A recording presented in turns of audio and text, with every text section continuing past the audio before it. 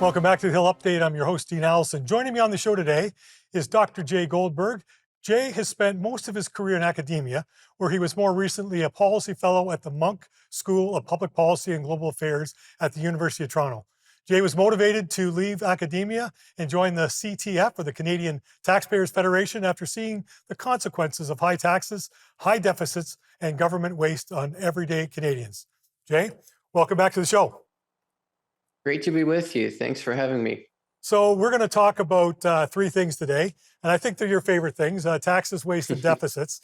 There's been a debate going on in the House of Commons for a while now on the carbon tax, and last week was no exception. Let me just start off with a clip from the House with John Barlow talking about the carbon tax. Honourable member from Foothills. After 7 years of this NDP Liberal government, this Prime Minister has not hit a single emissions target. In fact, Canada is ranked 58 out of 63 countries when it comes to climate action performance. It's clear this Prime Minister doesn't have, the only green plan this Prime Minister has is diverting greenbacks from his carbon tax to his Liberal friends. That's right. But when our most important allies, Germany and Japan, come to Canada for help, for clean Canadian LNG, he turns his back. Exactly. Why does this Prime Minister support diverting Canadian tax dollars to a $1 billion green slush fund instead of unleashing clean Canadian energy the world desperately needs? The Honourable Minister. Well, the Conservatives' reckless and risky inaction on climate change has indeed gone global. They don't have a plan for Canada. They won't commit to the Paris targets.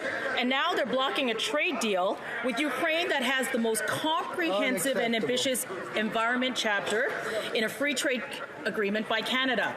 If Ukraine can fight Russia and prioritize fighting climate change at the same time, so can we, and we are. Hear, hear. All right, we know that the carbon taxes make everything more expensive. Taxes on farmers, food and heat. I'd just like to get your thoughts on what the carbon tax is doing to regular people on the street. Well, the carbon tax is doing a lot of damage to people all across this country. And the reason is that it's not just hitting you at the gas pump, which is perhaps the most obvious place, but it's also hitting the home heating bills, and it's even impacting groceries. So when you look at home heating, for example, if you use natural gas to heat your home, you live in Ontario, you're looking at a $300 plus carbon tax bill this winter just to keep your house warm. I mean, newsflash, we happen to live in Canada where you actually have to heat your home. It's not optional. So that's costing folks $300 this winter. And it doesn't matter what their income is. It doesn't matter whether it's a senior on fixed income.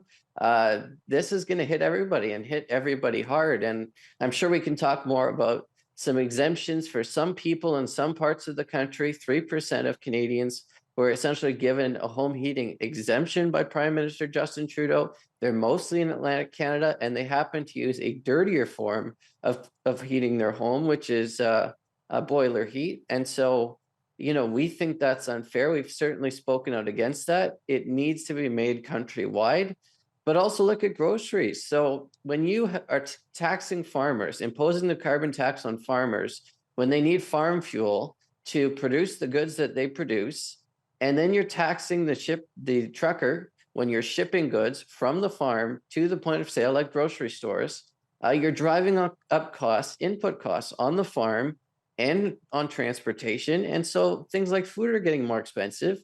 And everything has to be transported from where it's made to where it's sold.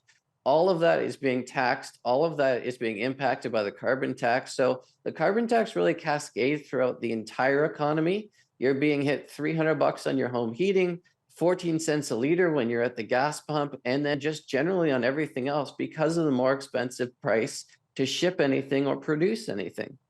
Well, and you talk about food. I know we've got a bill in the Senate right now, just going to third reading, called C-234, and it's been passed everywhere, but there seems to be something going on because they shut down debate yesterday. What's going on with that? We got about 45 seconds left.